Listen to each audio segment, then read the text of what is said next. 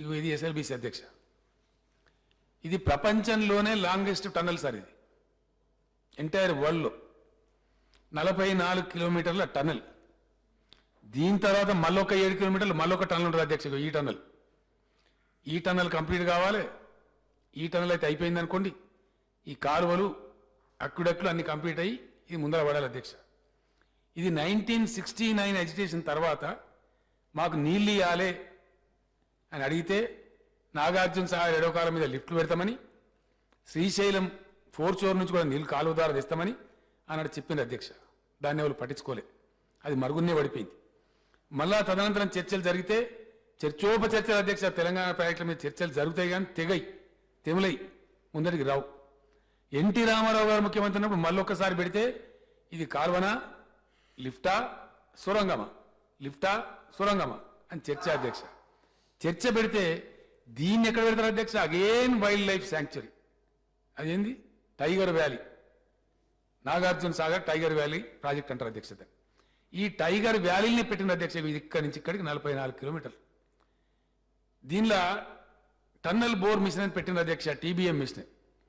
దాని పద్ధతి ఎట్లుంటుందంటే అది ముందటికి ఓదు, వెనకకు రాదు. దీనికి సిస్టమ్ ఏంటంటే అధ్యక్ష, ఈ టీబీఎం ప్రపంచవ్యాప్తంగా ఎక్కడ టన్నల్ చేసినా ఏం చేస్తారంటే తవ్వుకుంటూ పోయి టన్నల్ 2 దిక్కుల నుంచి తవ్వుతారు అధ్యక్ష. ఇటువైపు నుంచి అటువైపు నుంచి తవ్వుకుంటా వచ్చి 2 కలిసిన ఇక సొరంగం క్లియర్ అయిపోయిన తర్వాత ఆ మిషన్ మళ్ళీ పక్కకు తను దారి చేసుకుంటూ దానిలోకి పోతారు, దాన్నే వదిలేస్తారు అధ్యక్ష. డెడ్ చేసిస్తారు, మిషన్ తీయరు బయటికి. అట్లాంటి టీబీఎం మెకానిజం ఇది. ప్రపంచవ్యాప్తంగా కూడా ఇదే ఉంది. దానిలో ఆ టన్నల్ బోర్ మిషన్లు సొరగొట్టిన అధ్యక్ష. ఇక అవి ముందటికి పోవు, వెనుకకు రావు. ఆ పని కాదు. ఇప్పుడు కూడా నేను ఇంజనీర్లు నడితే అధ్యక్ష, ఇప్పుడు కూడా అడిగితే ఇంకో 3 ఏళ్ళ అందాలకు అవుతాయి సార్ అంటున్నారు. ఇంకో 3 ఏళ్ళ అందాలకు అవుతాయి సార్ ఇదే వేగంగా జరిగితే.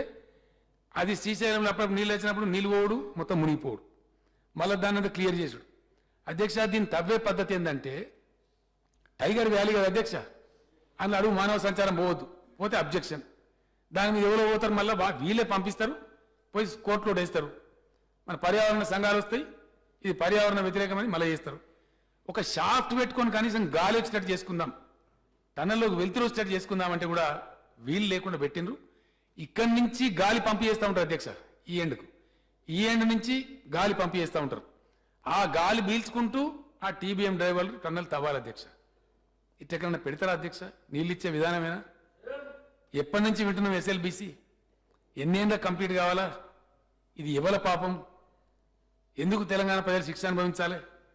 ఇది పరిస్థితి అధ్యక్ష. ఇది అధ్యక్ష ఇది జరిగేటప్పుడు ఏమైందంటే ఆ బోర్ చేసుకుంటూ వెనక లైనింగ్ చేసుకుంటూ పోద్ది అధ్యక్ష. కాబట్టి దాని లాగేద్దామని కొత్త పద్ధతి పెడదామని లాగలేమిగా. లాగానంటే ఆ వెనక చేసిన లైనింగ్ అంతా కూలగొట్టారు మళ్ళా. డిస్ట్రక్షన్ అంటే ఇప్పుడు దాన్ని కొనసాగించడం తప్ప గత్యంతరం లేనటువంటి ఒక భయంకరమైన పరిస్థితిలో కూరుకుపోయిన మరో ప్రాజెక్టు ఎస్ఎల్బిసి ప్రాజెక్ట్ అధ్యక్ష.